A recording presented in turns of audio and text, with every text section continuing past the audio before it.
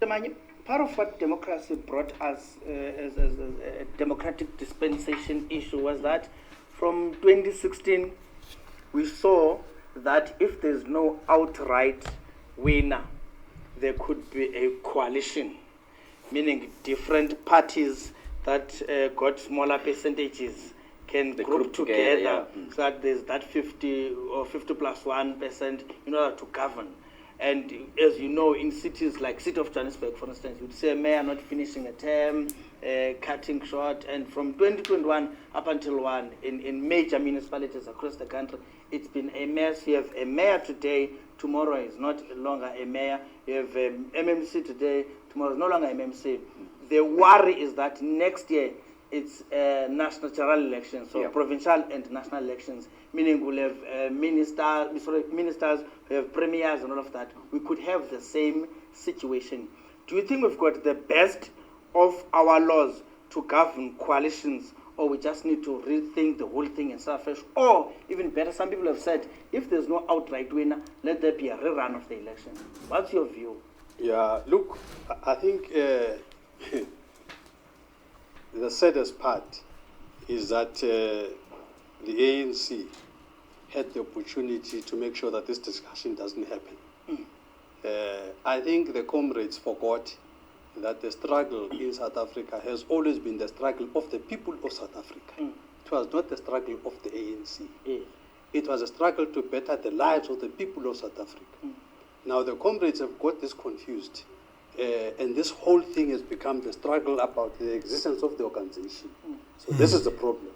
So the focus is no longer on the people. The focus now is on how to strengthen the party and all of that.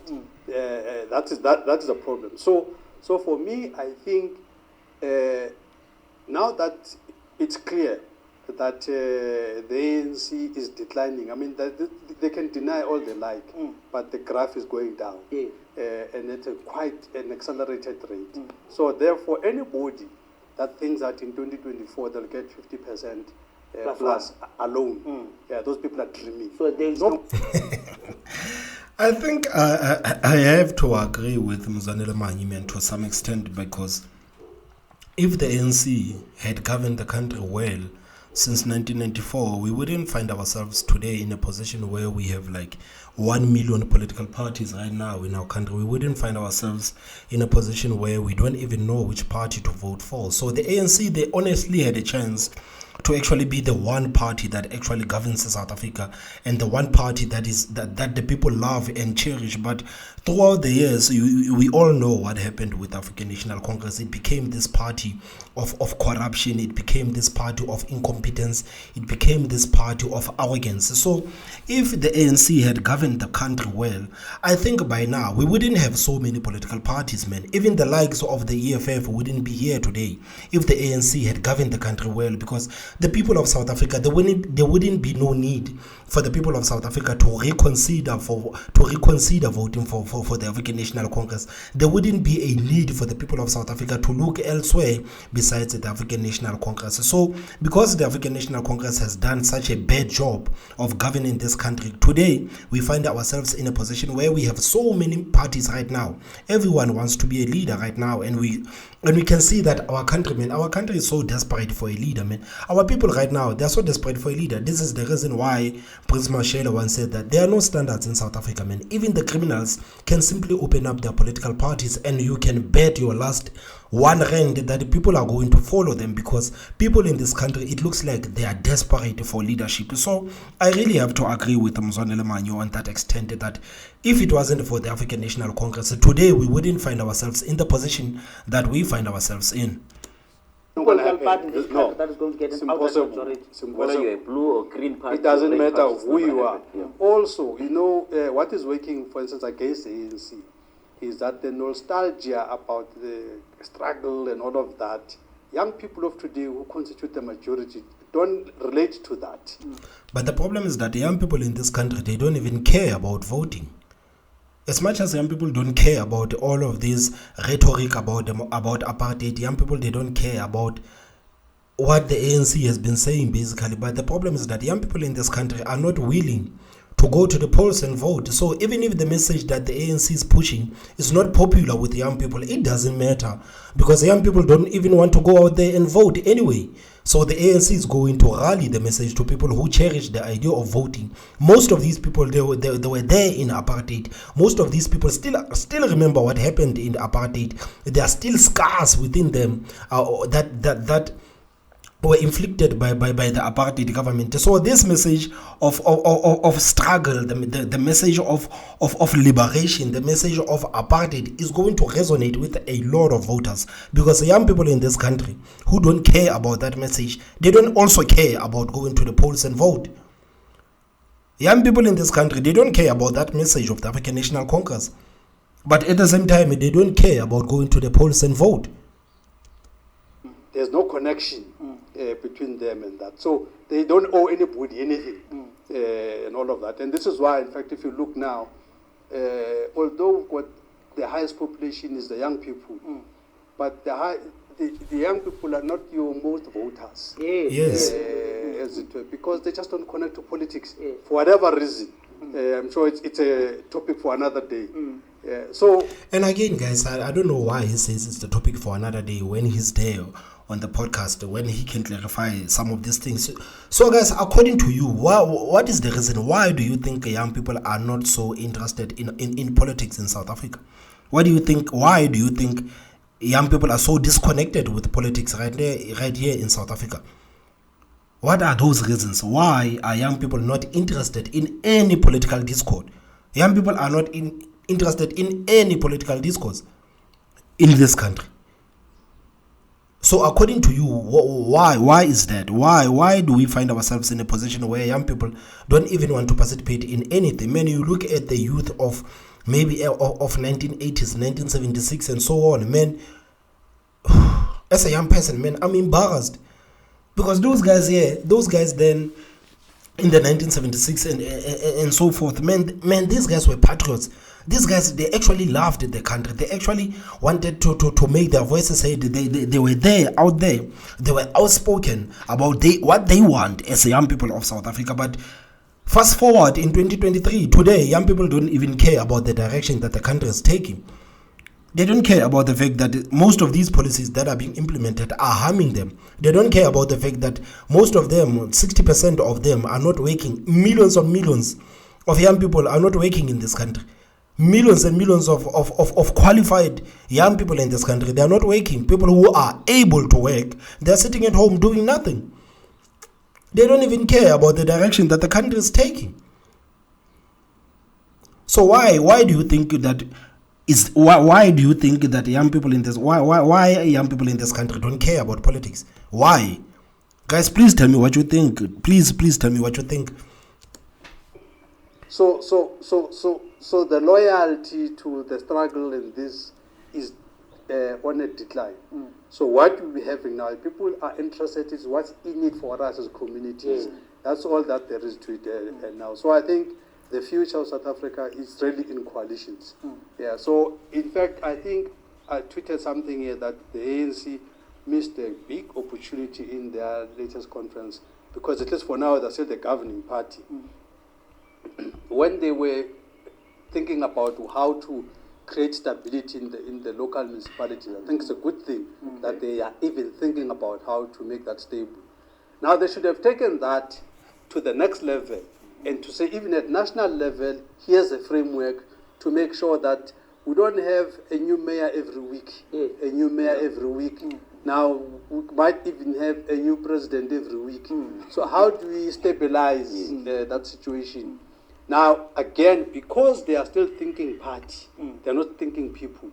They said, no, we as the party, we will get more than 50%, so there's no reason to talk about it. So just to jump in there, Mr. Manyi. That's the problem. Other people will say it's not necessary because you keep on bringing the ANC. The problem is not the ANC, it's the voters. What do you say to that? In fact, even the coalition, it's because of the voters. Taking in mind that a lot of people didn't pitch up. About 14 million. Which is a lot of number. Yeah, no, look, you must remember, it's not either or, it's both. The voters that should respond in a particular way to send a certain message. Sometimes they don't. Why but is the that? ANC is actively doing something about corrupting the voter. I mean, you look now, let me give you a classical example. But guys, is there anything that the opposition parties can do to stop the ANC for maybe manipulating the voters, like Mzwanele Manyi is saying? Is there anything that the Economic Freedom Fighters, the EFF, the party that he's advocating for, that they can do? That they can do to stop the ANC from manipulating the voters? And you have to understand that the things that the ANC are manipulating the voters with, man, you have to think about these things, man. You have to think about the grants, man. You have to think about the RDP houses. You have to think about those 350s, man. You have to think about the electricity, the water. Man, these are the things that the ANC is running on, man. These are the things that the ANC is telling the people that, guys, this is what we have done for you. The ANC government has worked for you, despite what people are saying. The ANC government has worked for you. So, guys, I'm saying, like, is there anything that the opposition parties can do besides blaming and complaining about what the African National Congress is doing? Because, personally, I'm sick and tired of these opposition parties complaining about the African National Congress. And the question is, what is it are you doing about it? What are you doing about the fact that the African National Congress is manipulating the voters? As EFF, what is it that you are doing?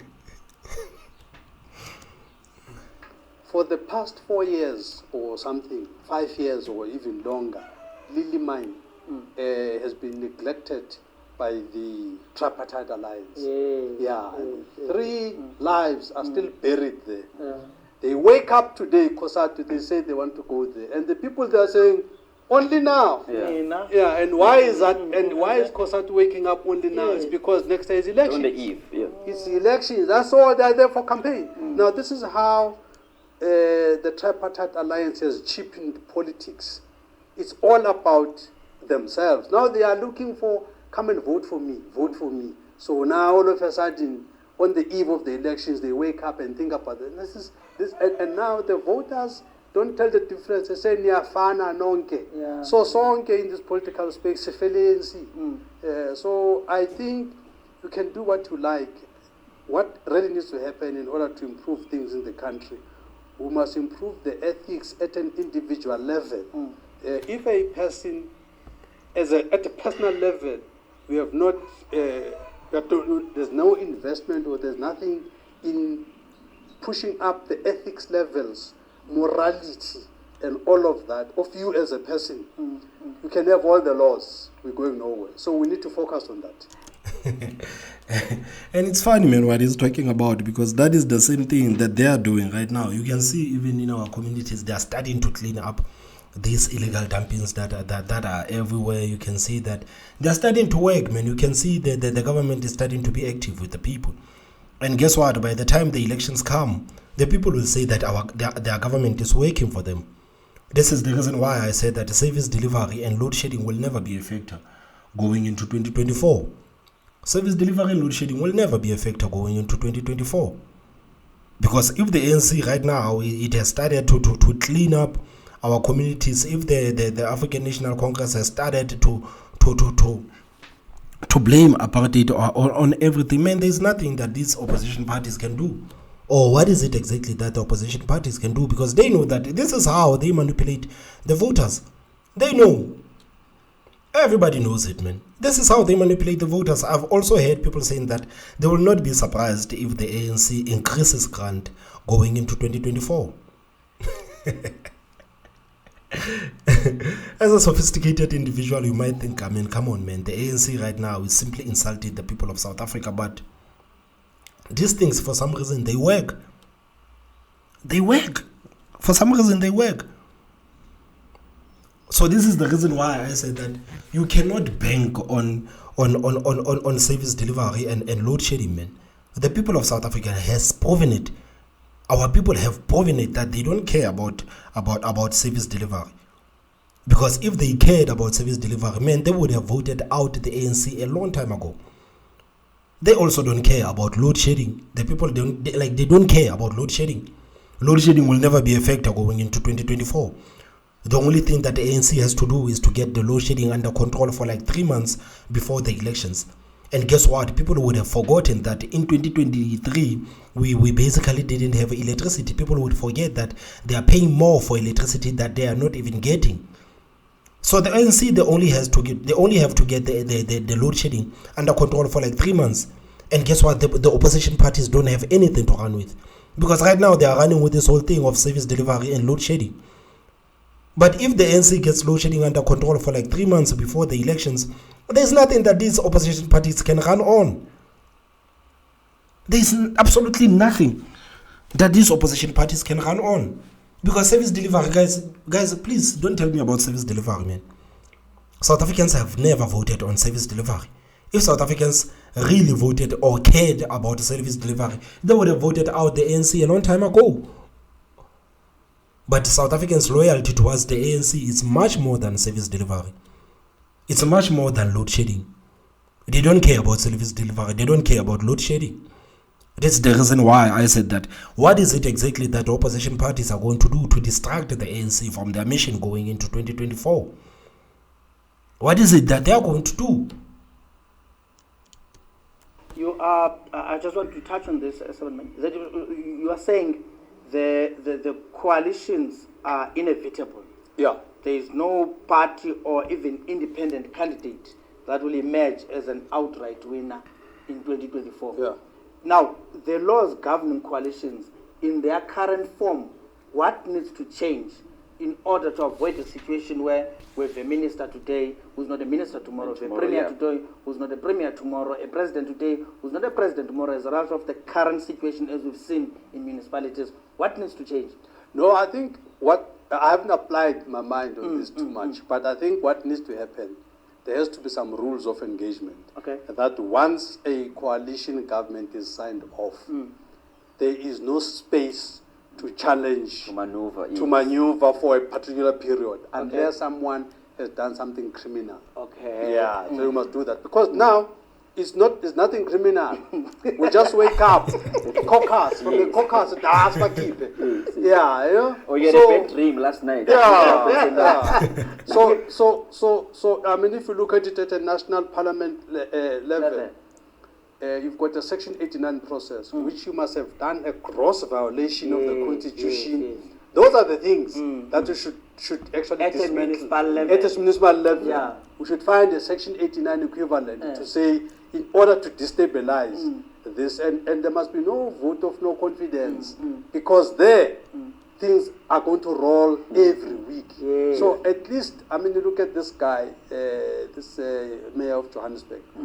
All he had to do was to fumble in an interview. The guy did not do any criminality. Yeah, that was enough. There was no bribe. Yeah, no bribe, nothing. Just because he said something that he could have put differently. He put it in a particular way. And a lot of people didn't like this. And that was enough. The guy is no longer a mayor. Now, if that's going to be the name of the game, we're not going anywhere. We once had in this country floor crossing. You could So, guys, what are your thoughts, man? What are your thoughts on this whole coalition thing? And do you think that the opposition parties has what it takes to challenge the African National Congress? Guys, please tell me what you think about this brief conversation. Please tell me what you think on the comment section, and don't forget to hit that like button. And the most important part, guys, is subscribe. My name is Thomas Mabaso, and I will see you next time. Bye-bye.